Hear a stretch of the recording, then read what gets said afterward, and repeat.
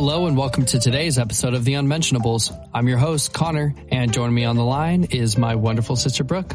Brooke, welcome back to the cast. How are you doing today? I am wonderful. How are you doing today? It's good to be back. I am a little on the sick side, or either heading into it, or maybe I'm just having some winter allergies, but we'll be just fine. I think we'll be just fine.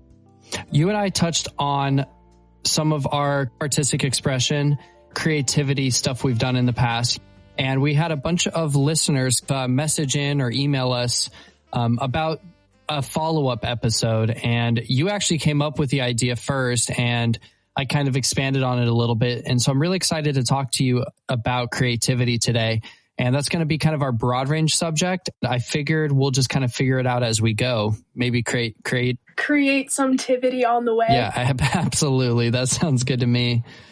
So why don't we head back to the start, back when we were kids? Do you have any fun stories or any tidbits that maybe I have forgotten about from when we were kids? Yeah, I don't know. I feel like I have a whole bunch. You know, I've been telling stories since I was born. I think as soon as I learned how to speak, one of the first things I really wanted to do is start telling stories and playing them. And it was kind of my role in my designated childhood friendship groups. I came up with a story and then they all got to come up with their characters. And it was so much fun for me. And I love throwing in different plot twists and really trying to make it something deeper and blow their minds and get crazier every time. And it was so nice. The audience was also the actors. But I remember that there was a certain point where I learned how to write. And I was old enough to start writing and coming up with stories. And you came out to visit on the summer. And during your summer visit, you and I and Lily each took turns writing a play. And whoever the writer was also got to direct the play. And we would spend the whole day doing that.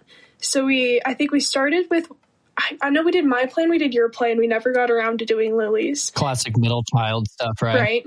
I remember yours was very Star Wars themed. I was so amazed because you got really into the stage direction of the sword fighting.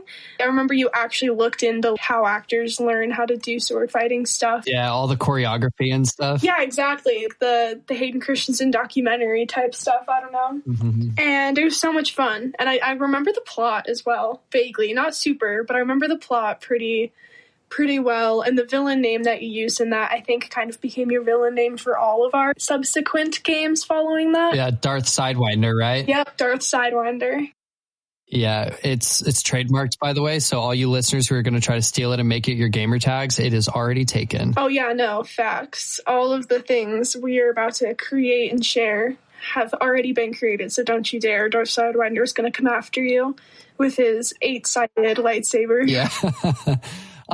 You said something right there kind of about creativity as a whole, which is why it's so difficult to be creative. And that's everything's already been done, right? Right, exactly. I think creativity isn't about coming up with something new, but it's about taking these ideas and taking these plots and recreating them in a new light almost, right? Right, exactly. I like to think of creativity as a chimera because a lion already exists, an eagle already exists, and a horse already exists. But a chimera is a whole new thing because you took the three of them and combined them all together. And I feel like that's really the essence of creativity and also innovation. Even on a scientific level, there is no discovering something. There is only learning how it works. You know what I mean? It already existed.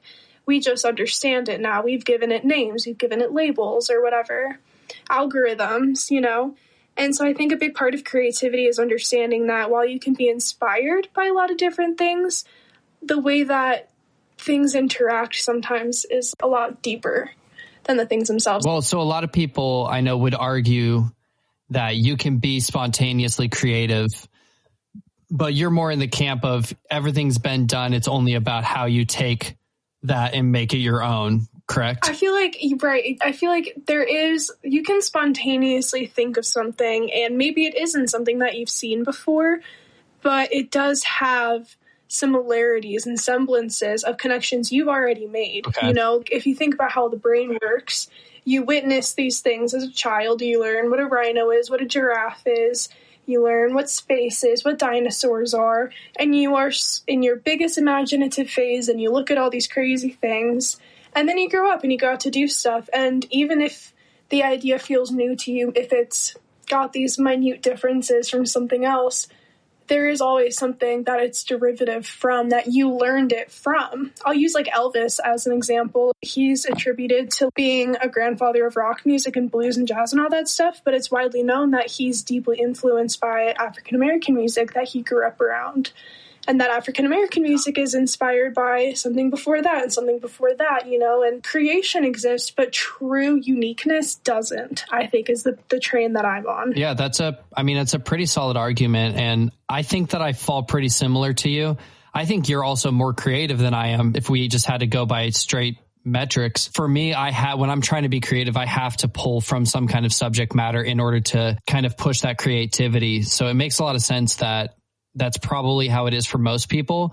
However, some people are maybe better at just turning off outside noise and outside stimuli and really just reaching into the recesses of their mind and pulling out something that seems super organic, like you. Right. But I feel like to an extent, you could always find a way to argue its connections to something. But I don't mean to devalue ingenuity either. You know, I think that reaching for uniqueness is definitely a good goal to keep in mind. You want it to be as true to yourself and your vision and your uniqueness than anything else. Of course. Well, and going back to the example of the plays when we were kids, my memory might be a little bit off, but I remember that a lot of what at least for my play that I created, I think we were telling a story from the dark side perspective of Star Wars. It still had a damsel in distress story. It still had, you know, the light versus the dark kind of story, you know. It had a master versus apprentice story. And this is before I had done any kind of studying of fiction as a whole. This was just creative energy that had been derived from, you know, watching film, reading books, playing games with my sisters. And it's fun when heroes triumph over evil, and it's fun when you save the damsel in distress. And so when you find those things that you like, they're naturally going to come out more in your storytelling or in your creative ventures. Wouldn't you agree? Definitely. I think being a kid is really the best example of it, because when you're playing imaginary games as a kid, for me, I had very vivid imaginary games, but typically they were derived and titled from whatever original piece I was taking it from. Because there was Let's Play Percy Jackson, which all that means is the power system is Greek gods, and there might be Camp Half-Blood, maybe. It really just defined the language and the magic. Right, and the world building, right? And so even though the stories we were telling, the characters we were making, the experiences that we were projecting, I guess, that was all unique, but it was set within a comfortable and familiar landscape that felt different enough from our own reality that it was able to seem new and amazing, you know? Especially Lily and I, our sister, some of our Barbie games or American Girl doll games were straight up just Bad Girls Club or The Bachelorette or like Modern Family. It was just trash TV basically with dolls. Or a rom-com with our dolls. Playing house. Kids are really good at mimicking, and humans in general are really good at mimicking. And I think creativity a lot of times comes from when you mimic enough things, you can start to see connections between them, and finding ways that the connections between things are interesting, I think, is where a lot of creativity comes from. All of that makes sense to me. In terms of creating an evil character, even though Darth Sidewinder was a terrifying guy, I think my least favorite and most terrifying iteration of Darth Sidewinder was when you sat in the laundry room with our toy violin. Okay, I don't remember this. You were so scary. I don't even remember what it was, but most of the little action figures that Lily and I had were very girly, and you didn't want to use them because it was a lot of like Pixie Hollow Fairies and My Little Pony and stuff like that. And we did have Star Wars action figures, but it was mostly of Padme and Leia. And so you were like, no, I don't want to play with those. Like, that's all too girly. So Lily handed you the violin for her American Girl doll. Yeah. And you're like, yeah, you know what? Fuck this is it.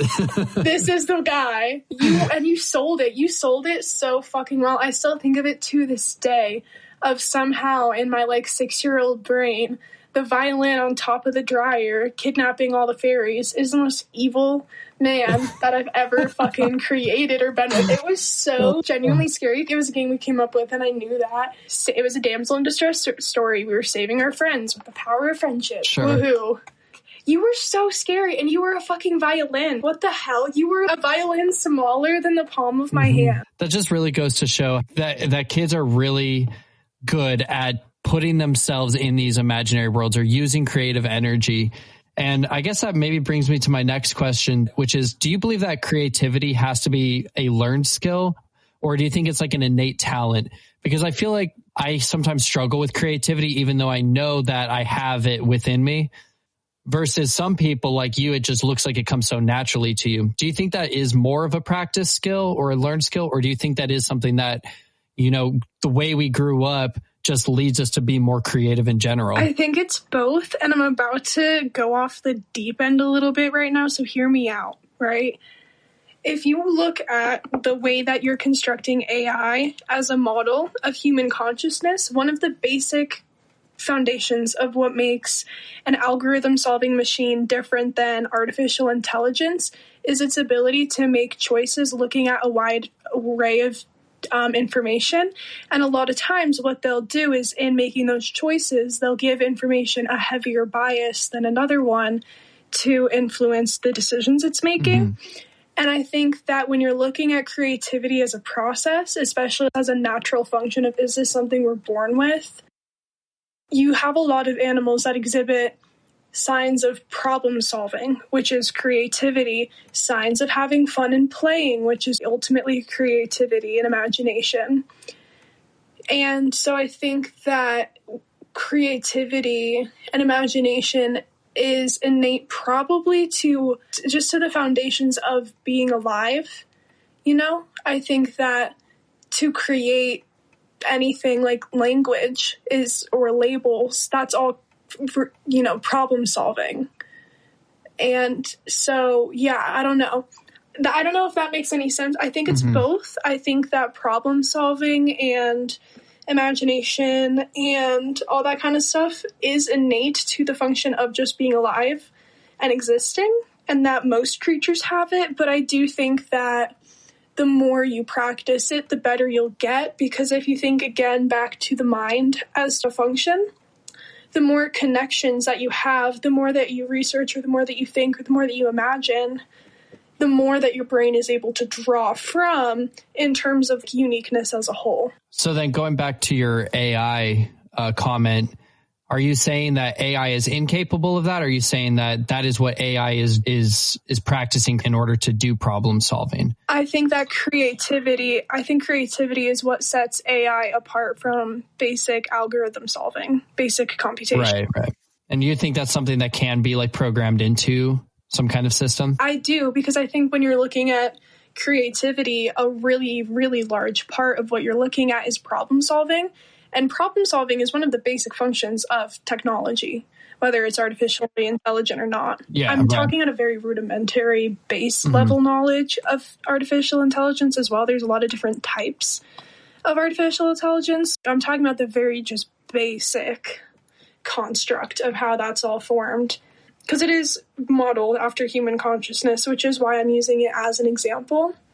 Creativity at its core really does seem to be problem solving when you're looking at it evolutionarily. And I think that a big part of what sets humans apart from some species, not all species, but some, is that problem solving ability being used in art and music and all these things that people label as creative activities. But the act of creation is also just kind of what the universe does. It's what it is. Right. That's something that's the difference between what we do versus what, you know, creation does, is we pull from our experiences and pull from our knowledge in order to be creative, versus a infinitely complex and chaotic universe can just create for the sake of creating, you know? There doesn't have to be any kind of know-how or whatever. I agree with you 100%, but I do want to mention the whole concept of nothing can be created or destroyed, only transformed, is the universe itself also ultimately is creating with things that already exist. The universe just has pretty much infinite access to resources and knowledge, you know, compared to one singular being. That's a really good point. But yeah, I think that when I think about creativity, that is probably the one concept I like to keep in mind the most is nothing is truly created or destroyed. It's just transformed, kind of like a chimera. Yeah, that's a really, really nice way to put it. I don't think I've ever thought about it like that. You know what? They raised a bunch of rock stars. What can they say? One thing about them that is just always something I'm very happy and thankful for is that they definitely pushed us to be creative. They never stunted that creativity, and they let us be little weirdos and, do all of that stuff and play outside. And they played along with our imagination, and they definitely, they bought us things like mini guitars and drum sets and all these things that we could use to, further our goals and what we wanted to do. So. Yeah, definitely. Yeah, if you're a parent out there and your kid's, showing signs of something that they're interested in doing, then I would highly suggest you leaning into that, because I think a creative mind is something that can really help somebody throughout their entire life. I mean, you and I both love our creative energy. We still play games. You were talking to me off cast about a game that you've been playing since you were a kid that kind of sparks your creativity. And I think we'll get to that in a little bit, but in the meantime, I did have a couple other questions I wanted to ask you. First of all, within the realms of creativity, do you like constraints and deadlines or rules, or do you think that kind of hurts your creativity? Honestly, I really don't know. I haven't done a whole lot of creative works with a deadline, honestly. I think that that's a really hard question. Sorry, let me think about that for a second. No, you're good. Well, maybe avoid deadlines, but what about rules? For instance, my D&D world. In my D&D world, there's certain rules that can't break, because that's just not how the world works. Okay. Like when you're using your creative energy, obviously the world building serves as those rules. Do you think having heavier constraints helps your creativity to problem solve on, okay, if my character can't teleport, how do they get from point A to point B? Or do you think that kind of hinders your ability to be creative, where it's like, oh, I'd love if they could teleport and do all these really cool, exciting, creative things, but you can't quite do that? I'll use two different examples of things that I'm writing right now to explain, because I think that it's actually a process I love. Whether there's rules or not rules, either way, it's one of my favorite parts about writing and creating in general, especially when you're looking at something like world building. And so when I'm looking at my script, my historical drama, Divine 1969, it's set in 1969. So there are a lot of constraints there. It's set in San Francisco, 1969. So the setting already exists. So I have to make sure that it follows accordingly to what actually happened in 1969 and what the culture was like in 1969. So there's a lot of rules and constraints, especially because I'm dealing with a Black lesbian character that I really do have to keep in mind throughout the writing of the script. And it's a huge part of the script in and of itself that the environment affects her in the way that it does. And I think that kind of goes for all stories, that the environment does really shape the character, and the character is shaped by the environment. And the fantasy story that I'm working on, and that one is completely just for fun, really inspired by the D&D campaign you and I did, but I took a lot of liberties and changes with. I've been treating it as a challenge to be as creative as I possibly can. And in creating the lands and the creatures and the magic, trying to really break the rules, telling myself that there are no rules, that I don't create, that this is a whole new existence in reality, and finding ways to really subvert it from examples in the media that I can think of. That is also a challenge, almost just as much as researching what actually happened, or emulating a time period I didn't exist in. They're both just as challenging, but it's one of the most fun parts of writing, because I feel like that's where the transportation really happens, is putting yourself into the environment to understand it. And so do you think, going back to maybe the question, do you think that you work better with more rules and constraints, or do you think that your creativity flourishes more when you remove those rules and constraints? It really depends on the genre. In terms of deadlines, I work better with a deadline, because I will work on something that I've written for the rest of my life and never stop changing it or trying to make it better. So having a deadline insinuates that there's something that I have to do with the script. So like Honeybee, having a deadline on that, great, I can hand it over and I'm done.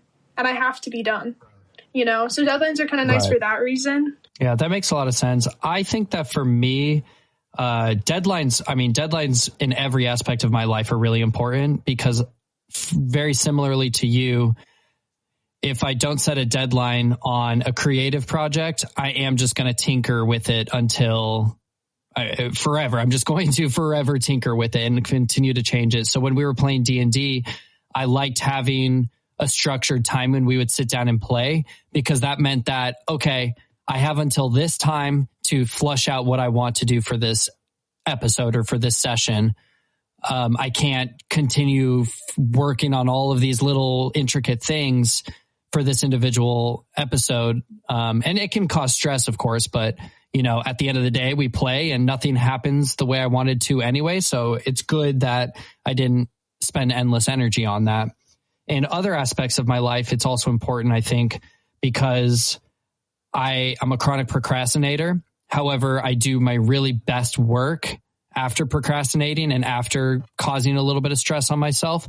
So when I set a deadline, it allows me to procrastinate to a certain point, just not endlessly procrastinate, if that makes sense. It definitely does. As far as constraints or rules, I think that for me, after I have the world building, I think that I get more creative because the way I like to work is to create problems within a set rule space or within a constrained time frame or area. And I feel like once I have those parameters, that's when I'm allowed my area of creativity. So for example, I use a lot of entrepreneurial spirit when it comes to working with my mom in her work or setting up my own business or working with the podcast. I create these parameters for myself. I can't teleport or I can't make millions and millions of dollars illegally, or I can't, hire, fire, be a bad boss. I have to do all of these specific things. I set these parameters for myself. And then when I look at a problem within those parameters, I know exactly what resources I have to fix the problem or at least remove the problem from whatever it may be. And I think that that's where I hum. That's where I work my best is when I have those kinds of parameters. I feel like when I don't have those parameters, I just get decision paralysis.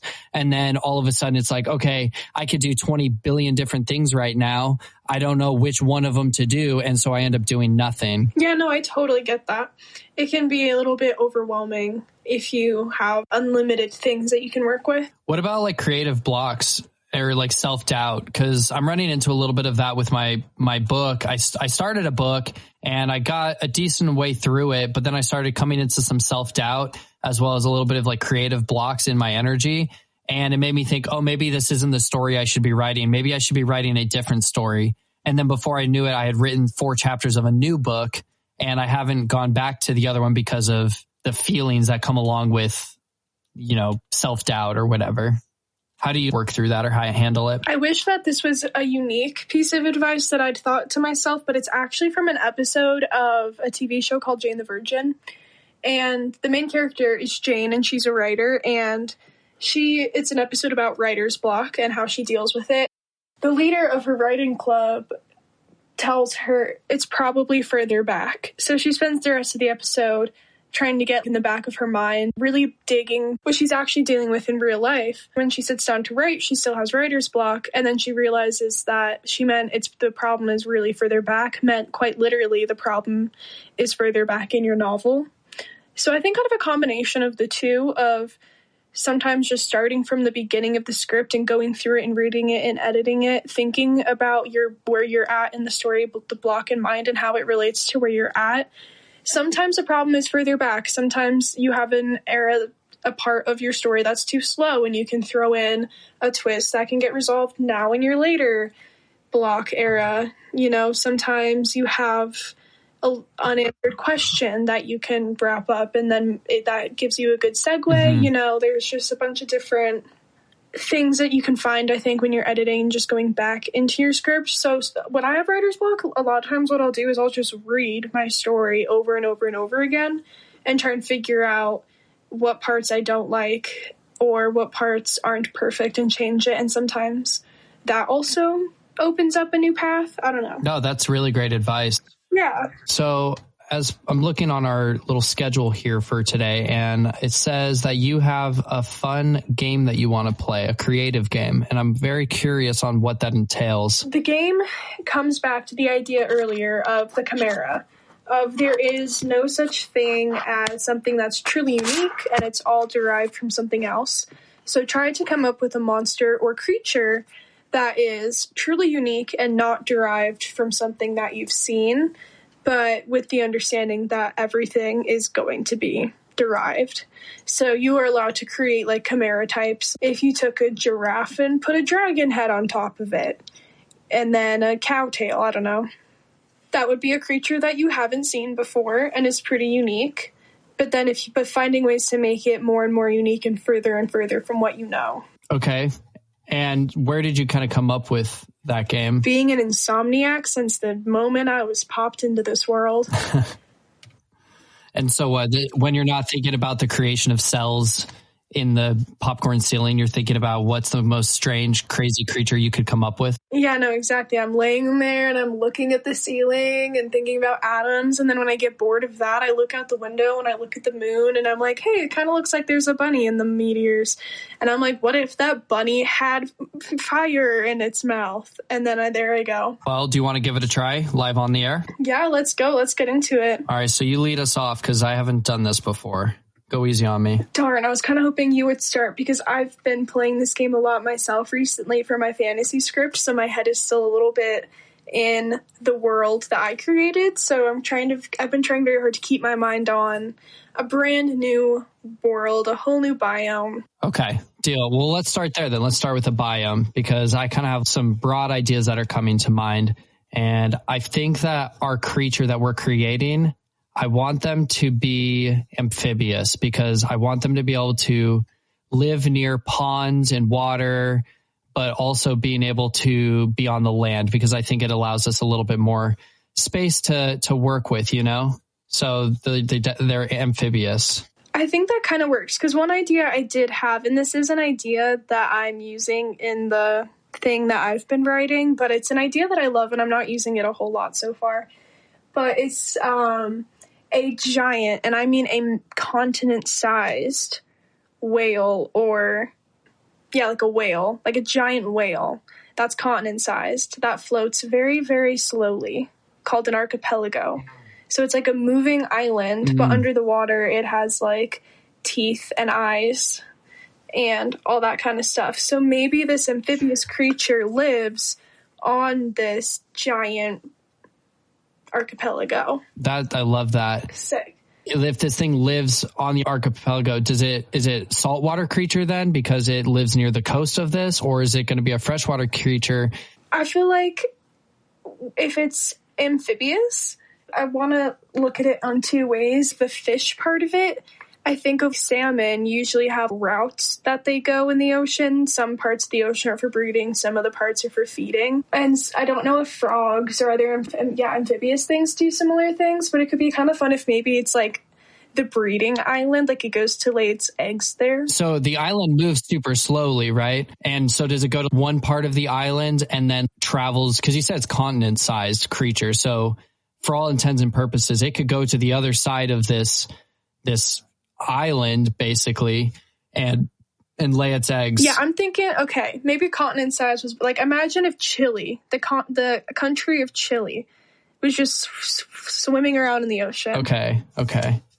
I like it. So yeah, maybe a continent's a little big. But yeah, no, I'm thinking it doesn't move super fast. So yeah, they can lay their eggs, go off, eat, do some stuff, and then come back. Maybe it's like they only do it when it's in the summer, because maybe the archipelago's in the same spot every summer. I don't know. Okay, yeah. No, we can work with that. I think that one thing I hate about sea turtles is that they come up on, it's such a cool thing that they do. They come up on land and they bury their eggs, right? And then they go back into the ocean. But our creature, what it does is it'll come up on land and it'll lay its eggs and then it goes out on land. So it comes from the water, goes out on land, and lays its eggs, and then it goes and hunts. And then during the later months when it's time to hatch the eggs, it actually comes back to those eggs and acts as a protector to get them back into the water. Where it's not just like these poor sea turtles have to rush to the water because they're going to get eaten by birds. No, there's these adult versions of this creature that help get them back to home. Yeah, definitely. I like that they have the sense of mother and fatherhood involved. So I feel like then the baby, if you're looking at the life cycle, it goes from egg to hatchling, and then it kind of grows up a little bit and can like walk around the island. And then when it's a little bit bigger, it's able to, like the gills or whatever grow and they can go underwater. Mm-hmm. Mm-hmm. Wait. So you're saying that when they first hatch, that they go, when they go into the water, don't have gills yet?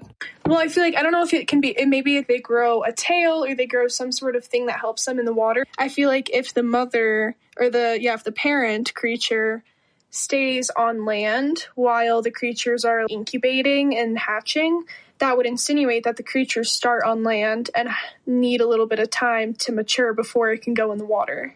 Okay, yeah.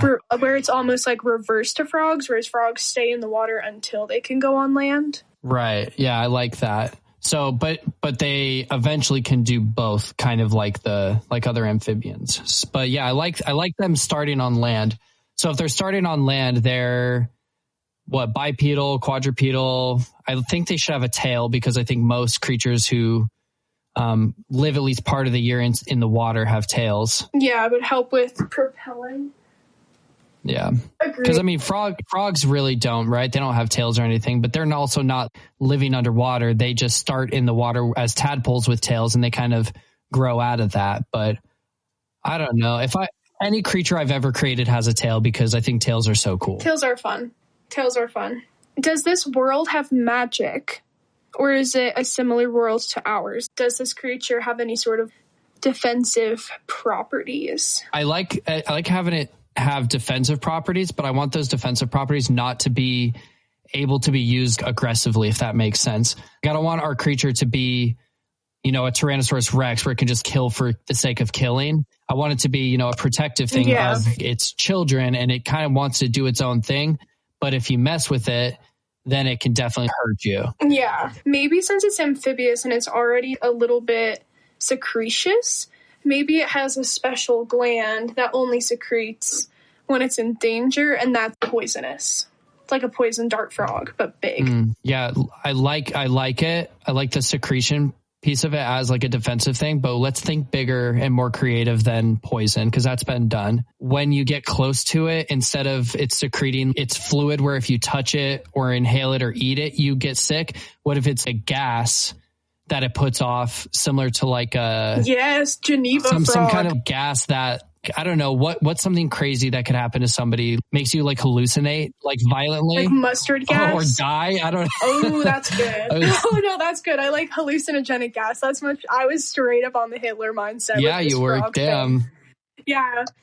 No, I thought this was Mussolini frog. Yeah, but what's the downside then? Because we don't want dolphins coming and like huffing our amphibious creature to get high, right? There's some downside to the hallucinogenic property. I feel like in general, if this isn't a structured society, hallucinating in general is kind of a deficit to your survival. Because if you're tripping sack and you see you see 6 birds coming to you, but there's actually only one, you're kind of fucked. Okay, it makes you hallucinate, but also gives you the mad shits. Yeah, the mad shits. That's a good one. Yeah, because, you have issues with keeping your water supply up, and, you want to eat and drink. That's like the basis of life, right? Eating, drinking, and having some kind of shelter. So if you're pooping your guts out, then you're probably not going to fuck with this animal. Also, if you're just like hallucinating and pooping, like that just can't be fun. Ooh. Yeah, no, that's not a good time. And it's going to not make you think it's edible as well. Mm-hmm.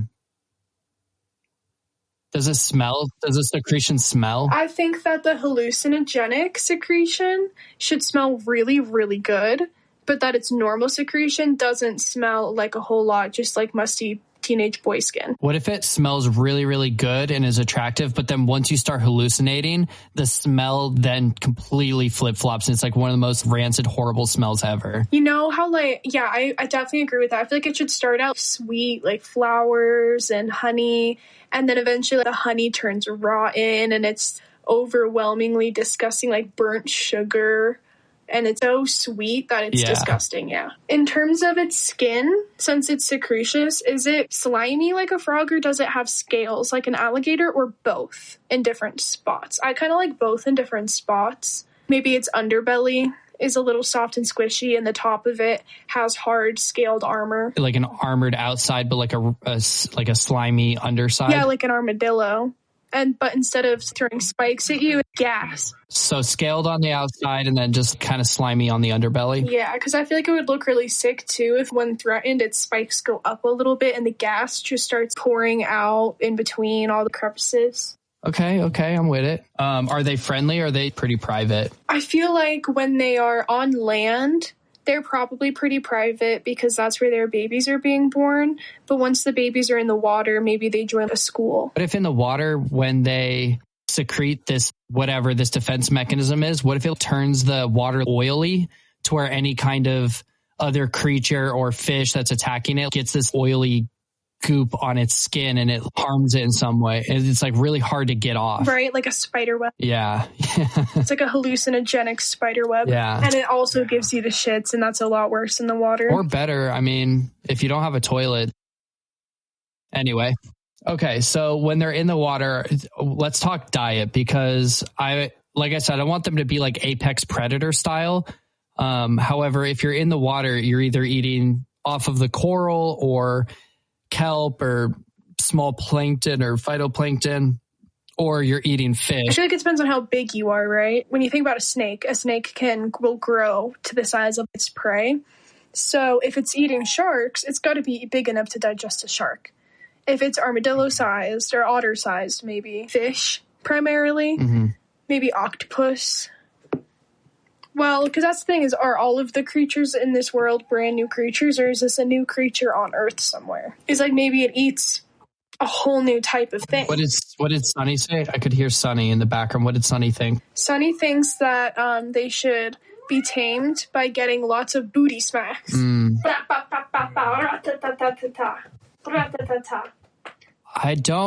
I imagine this creature, I imagine it being not overly large, but not small like a frog, because it has to protect its eggs. Like otter size. Yeah, that's you're like a small dog or like a medium sized dog.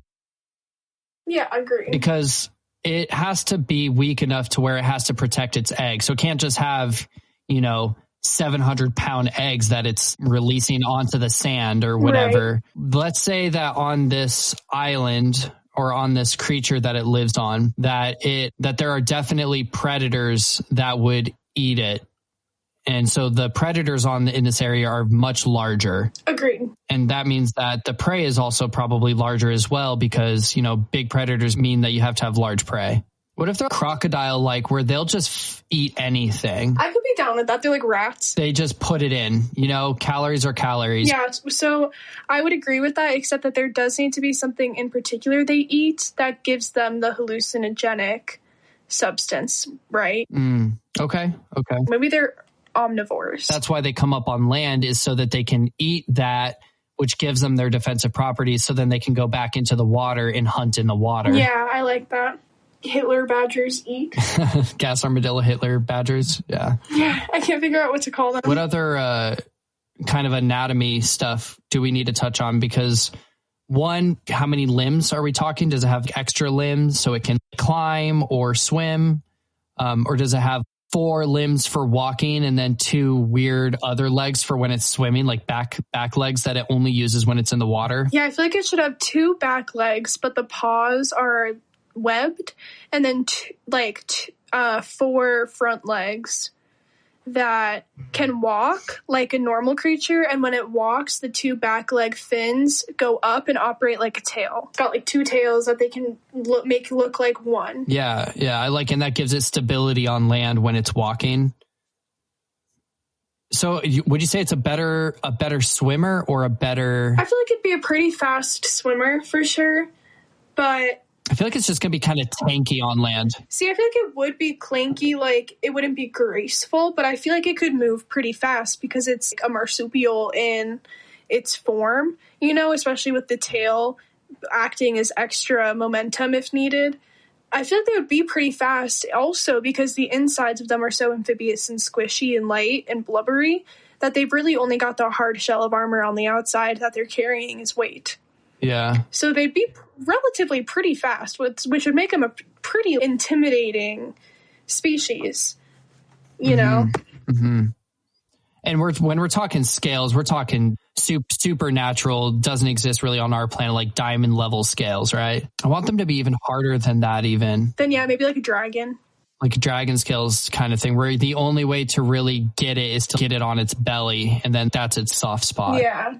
If you were really crazy, when it opens up the scales to gas you, you might be able to wedge a sword in between the scales, but you'd have to be like in the gas to do that. So kind of a lose-lose. Well, I mean, you get to get high out of it. The shits suck, but what about at night? Can we give it some kind of like bioluminescence or something to make it just really pretty? In between the scales where the secretions are could be the luminescent glow, where there's only a little bit of it, but the hallucinogenic secretions almost make its back bioluminescent and you can see it. I kind of like the idea that when it's sleeping, it likes to dig down into a little tiny hole where its scales and all of that are still above ground, but it's hidden underneath the ground. I like that. So it almost looks like a glowing rock. Yeah. That's sick. I like that. No, it's dope. And then in the water, they can do the same thing just under the sun. I was going to ask you, do you think it should have predator eyes or prey eyes? But I think maybe it should just have prey eyes on the side, but also predator eyes in the front. Agreed.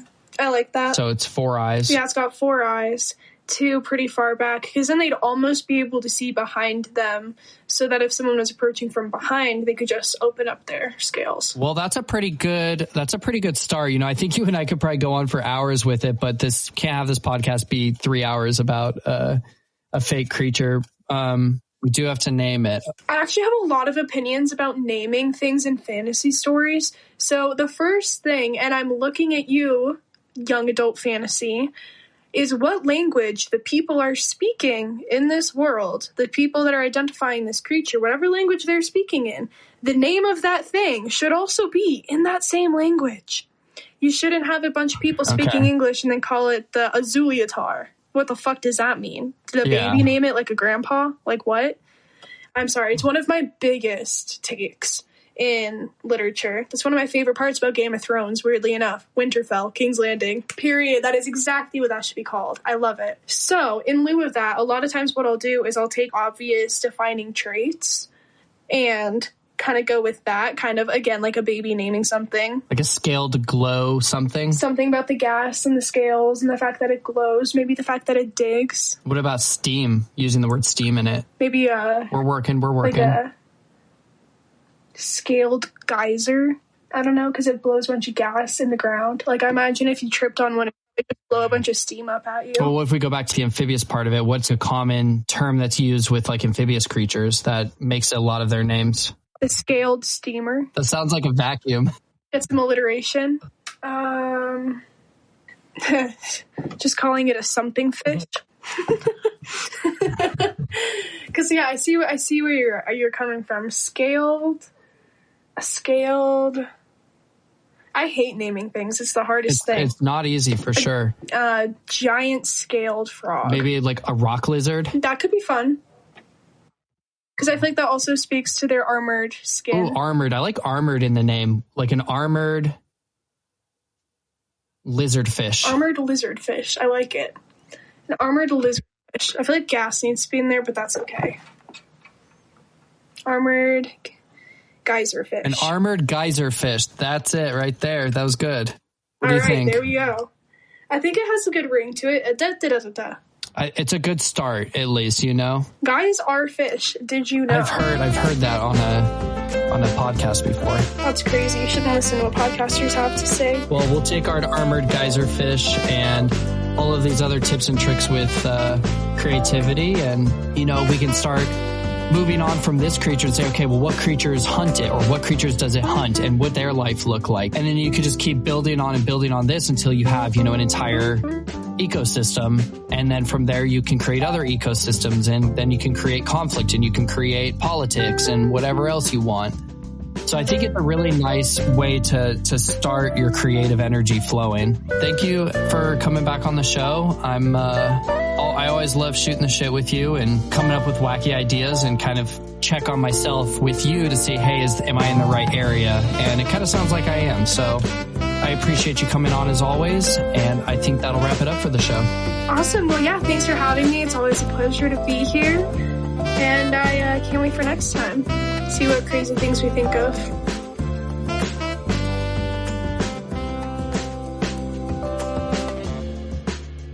Thank you for tuning in to today's episode of the Unmentionables Cast, your weekly bite-sized dose of nonsense. If you like the show, tell your friends. And if you didn't, well, recommend us to your adversaries and we'll torture them on your behalf.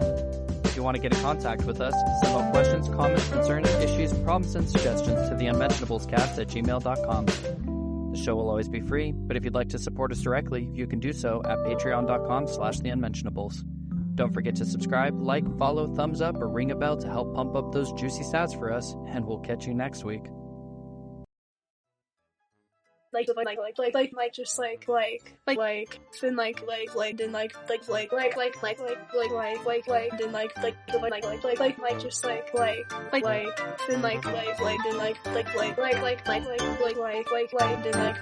an alliteration.